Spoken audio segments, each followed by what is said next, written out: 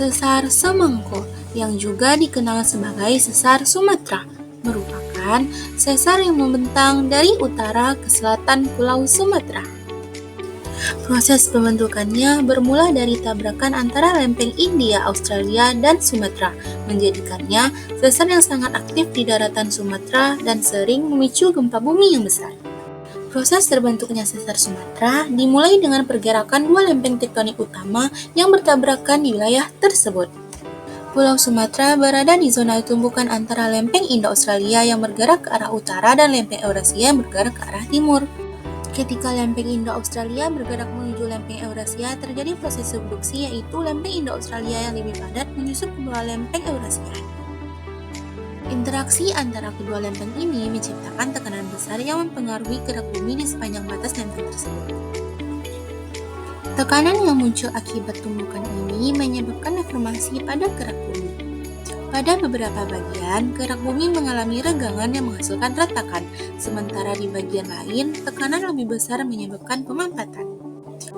Proses ini menciptakan berbagai jenis patahan atau sesar, baik sesar vertikal, mendatar, atau kombinasi keduanya. Sesar-sesar ini terbentuk di sepanjang Pulau Sumatera sebagai respon terhadap tekanan dan pergerakan lempeng. Selain pergerakan lempeng, aktivitas vulkanik juga berperan dalam pembentukan sesar Sumatera. Wilayah Sumatera terletak di sepanjang cincin api Pasifik yang membuatnya rawan terhadap letusan gunung berapi. Proses vulkanisme ini sering kali menyebabkan retakan atau patahan di gerak bumi. Gunung api yang terbentuk di sepanjang sesar dapat memperburuk pergerakan tanah dan mempercepat proses pembentukan sesar tersebut.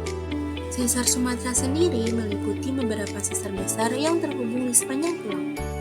Salah satu sesar utama adalah Sesar Semengko, yang memanjang dari bagian selatan ke utara Pulau Sumatera. Sesar ini terbentuk akibat pergerakan horizontal antara bagian selatan dan utara pulau, di mana satu bagian bergerak lebih cepat dari yang lain. Proses serupa terjadi di sesar lainnya di pulau ini, yang mengarah pada pembentukan struktur geologi yang sangat kompleks dan sangat aktif.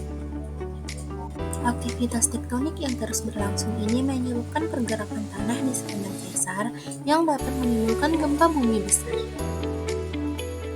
Sesar Sumatera adalah salah satu daerah dengan potensi gempa bumi tinggi karena adanya pergerakan lempeng yang konstan di bawah. Semua proses ini yang berlangsung selama jutaan tahun terus berlanjut dan membentuk sesar Sumatera sebagai struktur geologi yang sangat dinamis dan aktif.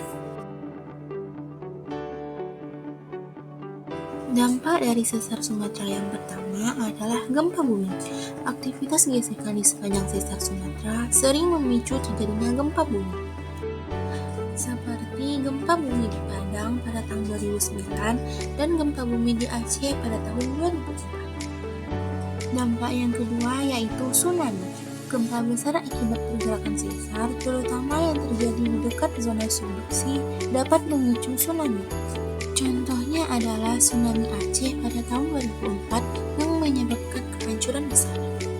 Interaksi antara sesar dan zona subduksi mempengaruhi aktivitas vulkanik di Sumatera. Banyak gunung api aktif di Pulau Sumatera, seperti Gunung Sinabung dan Gunung Merapi di Sumatera Barat. Selain dari beberapa dampak tadi, dampak lain dari sesar Sumatera seperti deformasi lahan, kerugian ekonomi, dan yang terakhir gangguan ekosistem.